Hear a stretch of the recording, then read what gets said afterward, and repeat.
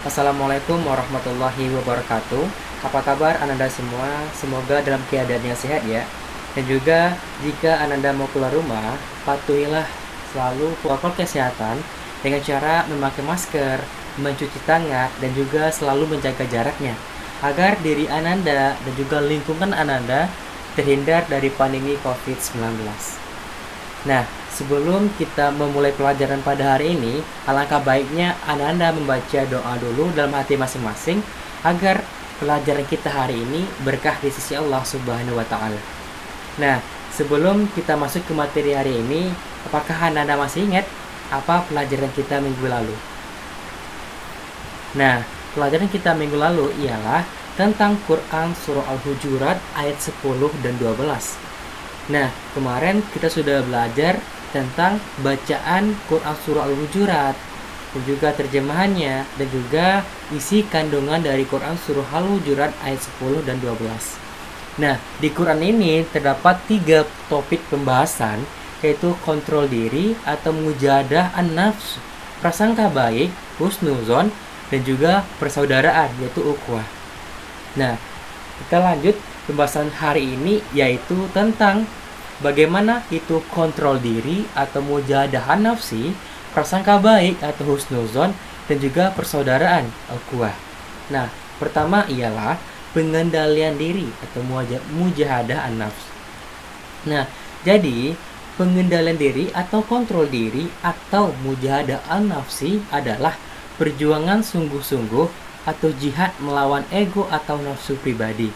Perjuangan ini dilakukan karena diri memiliki kecenderungan untuk mencari berbagai kesenangan, masa bodoh terhadap hak-hak yang harus ditunaikan, serta mengabaikan terhadap kewajiban yang harus kita laksanakan. Karena itu, kontrol diri merupakan sesuatu perjuangan kita untuk melawan diri kita sendiri. Nah, selanjutnya, apa sih manfaat kita untuk menjaga kontrol diri? Yang pertama ialah dapat meminimalisir akibat negatif dari perbuatan yang dilakukan karena dipertimbangkan dengan matang. Nah, jadi jika Ananda semua bisa mengontrol diri Ananda, mengendalikan diri Ananda, maka diri Ananda akan terhindar dari dampak negatifnya yang akan Ananda perbuat. Manfaat yang kedua ialah berusaha berbuat yang baik dan terbaik. Sebaik perbuatan itu akan dipertanggungjawabkan di hadapan Allah. Nah, ini nih, apapun yang Ananda lakukan pada hari ini, itu akan dicatat amal baik ataupun amal buruk di sisi Allah Subhanahu wa taala. Karena itu, Ananda harus selalu berbuat baik, melakukan yang terbaik di sisi Allah. Apapun perintah Allah, maka lakukanlah. Dan juga apapun larangannya, maka tinggalkanlah. Nah, manfaat yang ketiga ialah tidak cepat bereaksi terhadap sebagai permasalahan yang timbul. Nah, jika Ananda bisa mengontrol diri, mengendalikan diri, nah, jika ada permasalahan yang timbul, maka Ananda tidak cepat mengambil sebuah keputusan. Maka pikirkanlah secara matang apa sih yang harus diambil. Nah, manfaat yang keempat ialah mengurangi rasa gelisah, cemas, iri, dan tidak puas yang dapat terjadi pada semua tingkatan. Nah, dengan Ananda bisa mengontrol diri dengan cara itu bisa menghilangkan rasa gelisah, cemas, iri, atau rasa tidak puas terhadap apa yang Ananda miliki. Nah, ini nih, keempat ini adalah hikmah dari kita mengontrol diri. Nah, selanjutnya ialah contoh kontrol diri dalam kehidupan sehari-hari. Pastinya, kontrol diri sangat dibutuhkan dalam kehidupan kita sehari-hari. Yang pertama ialah ketika kita mendapatkan ejekan. Nah, pasti di sana kita bersabar dengan tidak membalas ejekan yang telah dilakukan oleh teman kita ataupun terhadap tetangga kita. Yang kedua ialah memaafkan kesalahan teman dan orang lain yang berbuat aniaya kepada kita. Dengan kita menjadi pribadi yang kontrol diri, otomatis kita akan menjadi pribadi yang selalu memaafkan. Karena jika kita bisa mengendalikan diri kita, jika kita bisa mengendalikan apa yang menjadi nafsu kita, kita akan menjadi seseorang yang bisa memaafkan teman kita. Yang ketiga ialah ikhlas terhadap segala bentuk cobaan dan musibah yang menimpa, dengan terus berupaya memperbaiki diri dan lingkungan. Ketika Ananda bisa mengontrol diri, maka Ananda akan ikhlas terhadap cobaan, terhadap ujian ataupun musibah yang diberikan oleh Allah Subhanahu wa taala. Karena ikhlas harus kita lakukan dalam kehidupan kita, apalagi dalam yang menghadapi musibah. Karena Allah tidak akan menguji hambanya, melainkan di batas kemampuan hambanya sendiri. Karena itu, jika Ananda mendapatkan ujian atau cobaan, maka itulah yang harus kita lewati. Jika kita berhasil, maka Allah akan senang dengan diri kita. Nah, contoh kontrol diri dalam kehidupan sehari-hari yang keempat ialah menjauhi sifat dengki atau iri hati kepada orang lain dengan tidak membalas kedengkian mereka kepada kita. Nah, ini harus kita tanamkan kepada diri kita. Kita harus saling memaafkan, merangkul teman kita, dan juga kita harus selalu mengajak teman kita kepada jalan kebaikan, agar diri kita dan juga teman kita itu menjadi pribadi yang sangat dicintai oleh Allah Subhanahu wa taala. Contoh yang kelima ialah mensyukuri segala nikmat yang telah diberikan oleh Allah Subhanahu wa taala. Nah, Ananda harus selalu bersyukur terhadap nikmat yang telah diberikan oleh Allah Subhanahu wa taala. Karena Allah berjanji, jika Dia mempunyai umat yang selalu bersyukur, maka Allah akan selalu melimpahkan rahmatnya kepada dia. Allah akan selalu menambah rizkinya agar dia selalu bersyukur kepada Allah Subhanahu wa taala. Nah, pada hari ini apakah Ananda semua sudah bersyukur? Hari ini Ananda harus selalu bersyukur dengan cara mengucapkan alhamdulillah minimalnya. Ketika bangun, ucapkanlah alhamdulillah, karena nikmat kehidupan masih diberikan oleh Allah Subhanahu wa taala kepada kita. Karena itu, selalu bersyukurlah dalam setiap apapun yang kita dapatkan. Jangan pernah kita mengumpat, kok ini sih yang diberikan? Kok cuma segini? Nah, seharusnya kita harus selalu bersyukur. Kita harus selalu menerima apapun yang telah diberikan oleh Allah Subhanahu wa taala. Nah, hadis tentang pengendalian diri atau mujahadah nafsi ialah dalam riwayat Abu Hurairah bahwasanya Rasulullah SAW bersabda, orang yang perkasa bukanlah orang yang menang dalam perkelahian, tetapi orang yang perkasa adalah orang yang mengendalikan dirinya ketika marah. Hadis riwayat Bukhari dan Muslim. Nah, jadi Ananda semua menjadi orang yang perkasa di sisi Allah ialah orang yang bisa mengendalikan dirinya ketika marah, bukan orang yang menang dalam perkelahian. Nah, jadi Ananda semua harus bisa mengendalikan diri Ananda, apalagi ketika marah. Apalagi ketika apapun musibah yang Ananda dapatkan nantinya. Harus bisa mengendalikan diri agar tidak mudah emosi. Nah, selanjutnya kita masuk ke prasangka baik, yaitu husnuzon. Husnuzon ini ada 3 macam. Pertama, husnuzon kepada Allah Subhanahu wa taala. Yang kedua, husnuzon kepada manusia. Yang ketiga, husnuzon kepada diri sendiri. Nah, Ananda sudah tahu kan apa sih ketiga husnuzon ini? Nah, jika belum tahu, pertama, husnuzon kepada Allah. Ialah berprasangka baik terhadap apapun keputusan atau takdir dari Allah Subhanahu wa taala ini. Nah, kita harus selalu menerima apa keputusan dari Allah. Jangan kita jengkel ataupun jangan kita marah kepada Allah terhadap apa yang telah kita terima.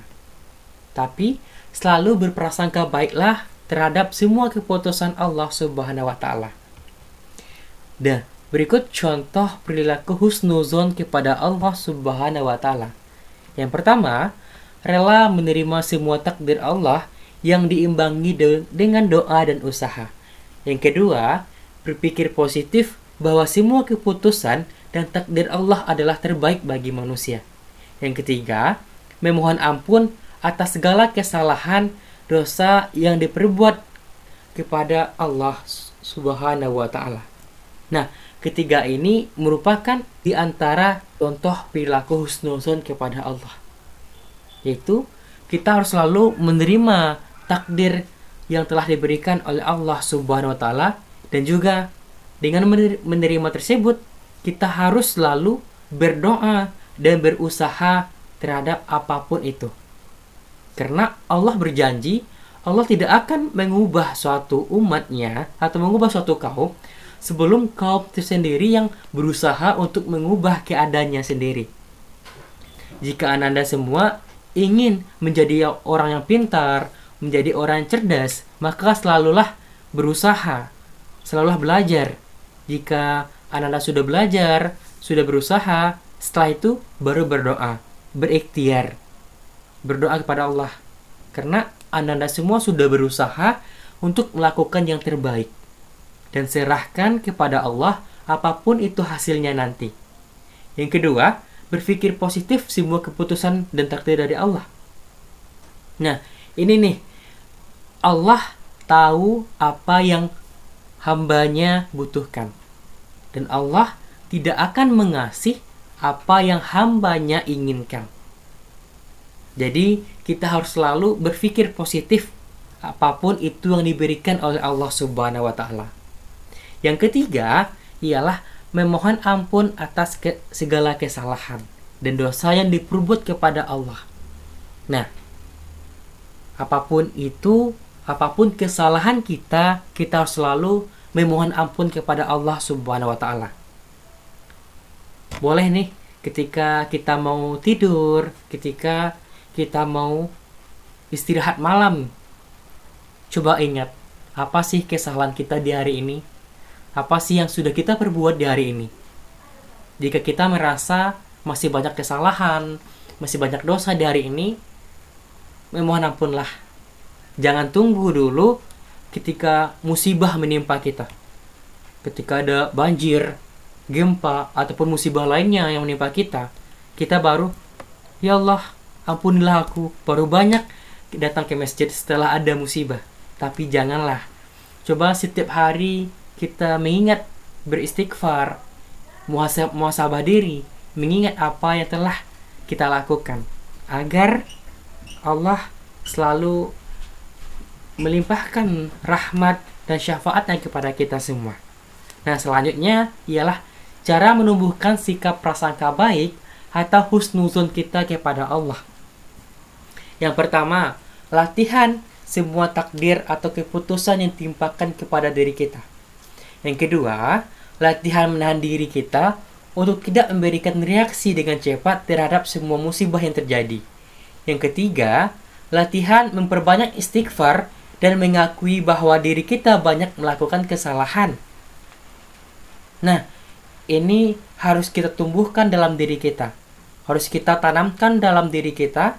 Kita harus selalu menerima takdir yang Allah berikan.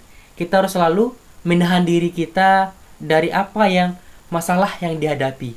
Dan juga kita harus selalu memperbanyak istighfar, mengakui diri kita, kesalahan kita kepada Allah Subhanahu wa ta'ala.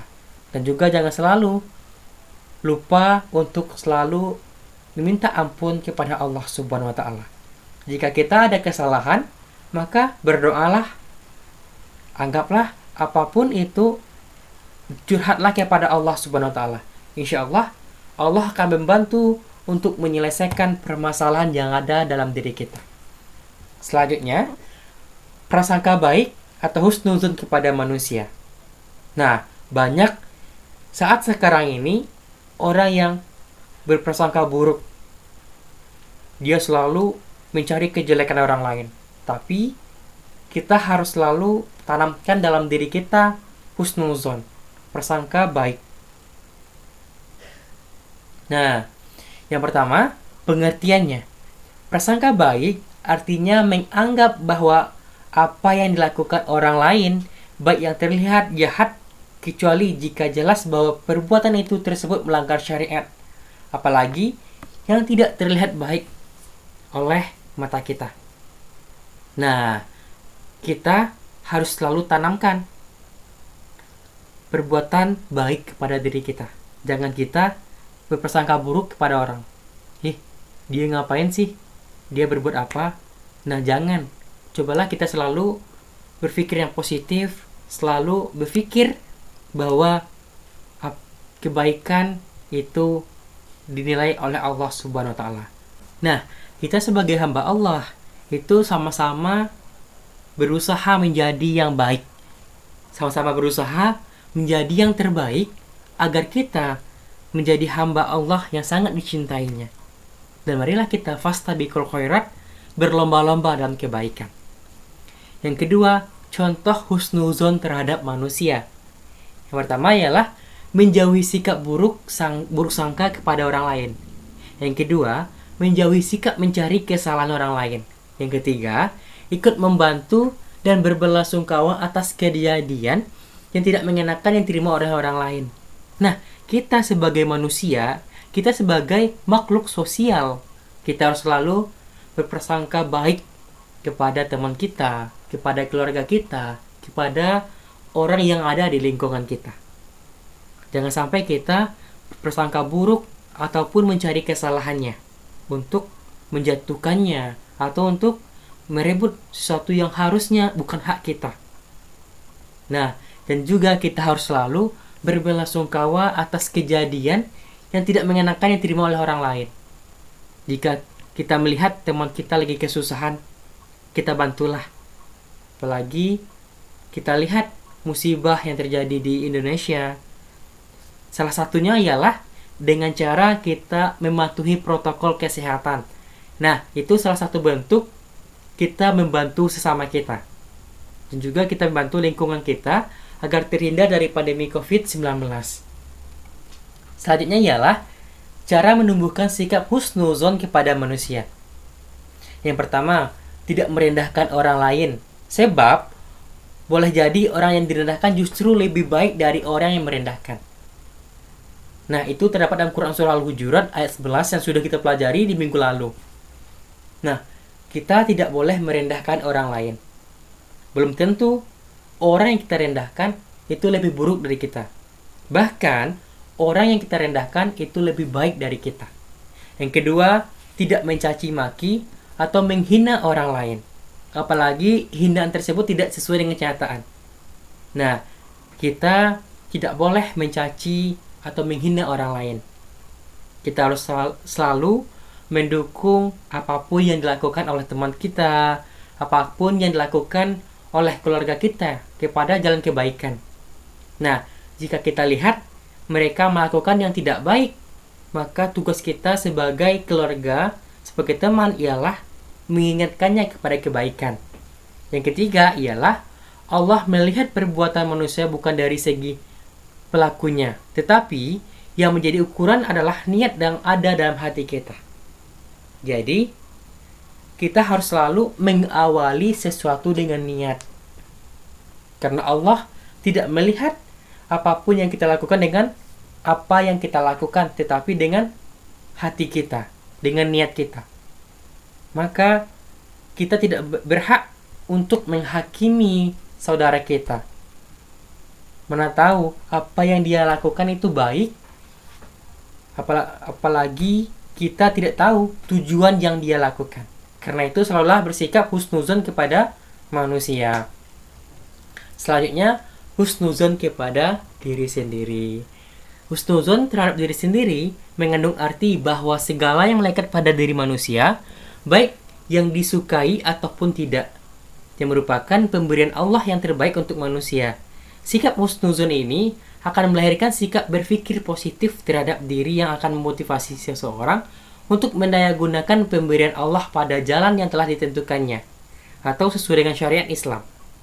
Nah, jadi husnuzon ini juga sangat penting untuk diri kita sendiri.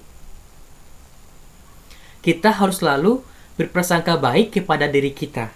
Jangan kita cepat putus asa, cepat mengambil kesimpulan kita itu tidak mampu. Jadi kita harus selalu berusaha untuk menjadi yang terbaik, menjadi seorang manusia yang selalu berpikir yang positif. Yang kedua ialah bentuk husnuzon terhadap diri sendiri. Yang pertama, selalu berinisiatif. Yang kedua, gigih. Yang tiga, rela berkorban. Nah, berinisiatif maksudnya ialah selalu ingin berusaha menjadi orang yang terbaik. Menjadi orang yang selalu dicintai oleh Allah Subhanahu wa taala. Berusahalah untuk melakukan segala sesuatu kebaikan. Yang kedua, gigih. Gigih dalam belajar, gigih dalam bekerja, gigih dalam segala apapun yang kita lewati. Yang ketiga, rela berkorban. Nah, kita harus selalu rela berkorban terhadap diri kita untuk kemajuan diri kita sendiri, agar kita menjadi orang yang sukses, orang yang beruntung untuk kebahagiaan kita, baik itu kebahagiaan di dunia ataupun kebahagiaan di akhirat. Selanjutnya ialah hadis tentang prasangka baik. Bahwasanya Rasulullah SAW bersabda, "Iyyakum wazzonna fa inna zonna akzabul hadithi." Rawahul Bukhari. Jauhkanlah darimu prasangka buruk, karena sesungguhnya prasangka itu adalah perbuatan yang paling dosa atau dusta. Hadis riwayat Bukhari. Nah, jadi prasangka buruk adalah suatu perkataan yang paling dusta, perkataan yang bohong. Maka dari itu kita harus selalu berprasangka baik, baik itu kepada Allah, kepada manusia, ataupun kepada diri kita sendiri. Nah, selanjutnya kita masuk kepada manfaat dan hikmah perilaku husnuzon.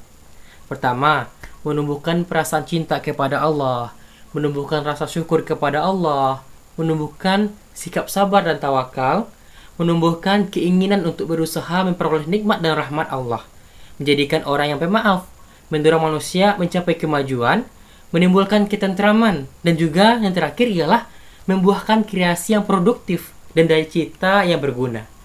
Jadi, perilaku yang husnuzon akan menumbuhkan rasa cinta kita kepada Allah, akan menumbuhkan rasa syukur kita kepada Allah, sabar kita, bahkan akan menjadikan kita sebagai orang yang pemaaf, orang yang selalu berkreasi yang produktif, yang menciptakan sesuatu yang berdaya guna nantinya. Dan insya Allah, jika Ananda bisa menjadi orang yang husnuzon, Ananda akan menjadi orang yang selalu bahagia, yang tidak gelisah terhadap kebahagiaan orang lain, bahkan melihat sesuatu yang tidak hak kita untuk berprasangka buruk. Nah, selanjutnya kita masuk kepada persaudaraan, yaitu ukhuwah. Jadi, persaudaraan ini sama dengan ukhuwah. Nah, jadi ukhuwah berasal dari kata akhun, artinya berserikat atau persaudaraan. Jika kata ini dirangkai dengan Islamiyah, maka pengertian ukhuwah Islamiyah adalah persaudaraan yang bersifat Islami atau yang diajarkan oleh agama Islam. Jadi, ukhuwah Islamiyah adalah suatu persaudaraan yang bersifat Islami yang diajarkan oleh agama Islam. Nah, bentuk-bentuk ukhuwah atau persaudaraan. Yang pertama, ukhuwah ubudiyah. Yang kedua, ukhuwah ihsaniyah. Ketiga, ukhuwah ghotoniyah. Yang keempat, ukhuwah fi din al-Islam. Yang pertama, ukhuwah ubudiyah adalah persaudaraan karena sesama makhluk yang tunduk kepada Allah Subhanahu wa taala. Nah, ubudiyah ini merupakan suatu persaudaraan kita karena kita sama-sama makhluk yang tunduk kepada Allah Subhanahu wa taala. Yang kedua, ukhuwah insaniyah. Nah, artinya ini adalah persaudaraan kita sesama manusia. Ingatlah, kita umat manusia ini saling bersaudara. Maka karena itu kita harus selalu membantu saudara kita yang kesusahan. Kita harus selalu menumbuhkan sikap toleransi dalam hidup kita. Walaupun itu agamanya tidak Islam, kita harus selalu bertoleransi dalam kegiatan amaliyah. Bukan kegiatan agama, tapi dalam kegiatan kesehari-hariannya.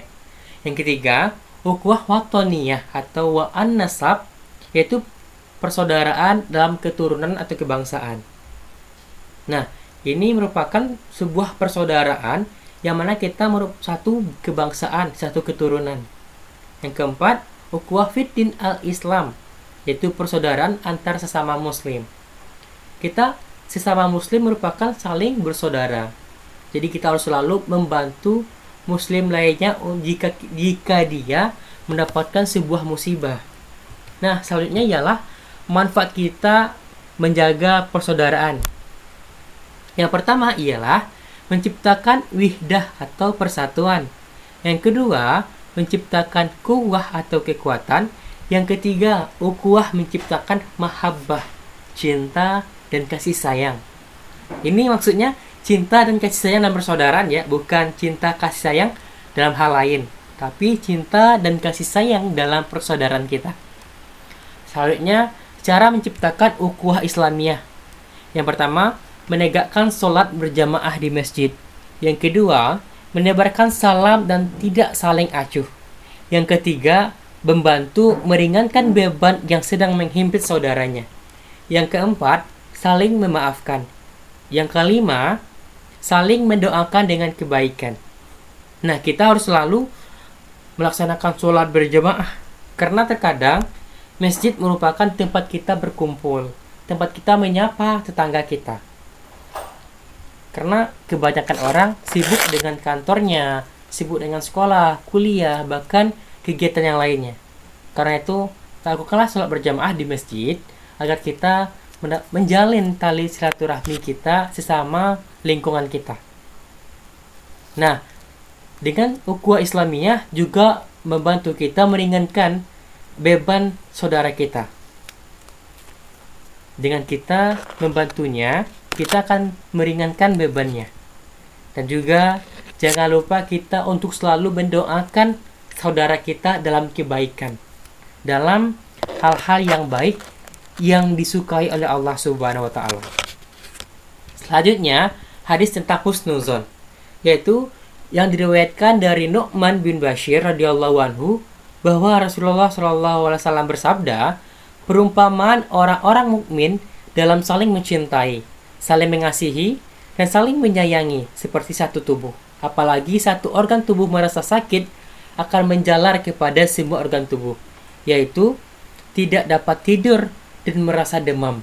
Hadis riwayat Muslim. Jadi, kita harus selalu berprasangka baik, harus selalu menjaga ukhuwah Islamiyah kita kepada sesama kita. Karena kita saudara, kita ibaratkan satu tubuh yang selalu menjaga satu sama lainnya. Jika satu merasa sakit, maka yang lainnya juga merasa kurang enak atau merasa demam. Karena itu harus selalu membantu saudara kita yang lagi kesusahan. Nah, selanjutnya ialah penerapan perilaku kontrol diri, prasangka baik, dan persaudaraan. Pertama, kontrol diri ialah tidak konsumtif. Kita tidak selalu membeli apapun yang tidak perlu kita. Belilah apa yang perlunya, apa yang kita butuhkan. Jangan kita menjadi orang yang konsumtif yang selalu ingin membeli ini, itu karena nafsu. Tapi, belilah dengan keperluan kita. Yang kedua, melakukan kewajiban dan meninggalkan larangan sesuai dengan ajaran Islam. Jadi, kita harus selalu mengontrol diri kita dari nafsu kita dengan cara kita melakukan kewajiban dan juga meninggalkan larangan apa yang telah dilarang oleh Allah Subhanahu wa taala. Yang kedua, prasangka baik ialah percaya bahwa di balik setiap musibah ada hikmahnya. Jadi kita percaya jika kita mendapatkan musibah, jika kita mendapatkan cobaan, insya Allah di balik musibah tersebut akan ada hikmah yang kita dapatkan. Selanjutnya ialah selalu bersyukur atas apa yang diberikan oleh Allah Subhanahu wa taala. Jadi, kita harus selalu menjadi pribadi yang bersyukur kepada Allah agar kita menjadi orang yang sangat dicintai oleh Allah Subhanahu wa taala. Sangat bahagia kita jika kita mendapatkan syafaat dari Allah. Karena Allah akan membantu kita di akhirat nantinya. Dan yang selanjutnya ialah selalu berpikiran yang positif. Karena berpikir yang positif itu akan menghasilkan suatu yang positif juga. Nah, sebaliknya, jika kita berpikiran yang negatif, maka negatif pula lah yang akan kita dapatkan. Maka dari itu, selalu berpikir yang positif agar kita menjadi pribadi yang dicintai oleh Allah Subhanahu wa taala. Yang ketiga ialah persaudaraan. Apa sih manfaat dari persaudaraan ini? Yang pertama ialah menjaga silaturahmi antara umat muslim. Yang kedua, saling tolong-menolong dan juga mengikuti kerja bakti gotong royong di lingkungan rumah. Selanjutnya, mewujudkan sikap toleransi. Jadi, dengan persaudaraan ini, dengan sifat ukhuwah Islamiyah ini, itu akan menjaga silaturahmi kita antara umat muslim.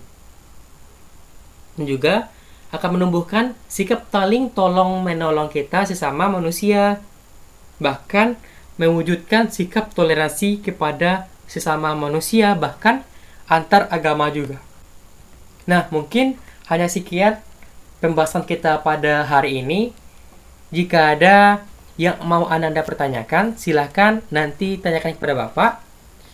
Sekianlah materi kita pada hari ini. Banyak maaf, fastabiqul khairat. Wassalamualaikum warahmatullahi wabarakatuh.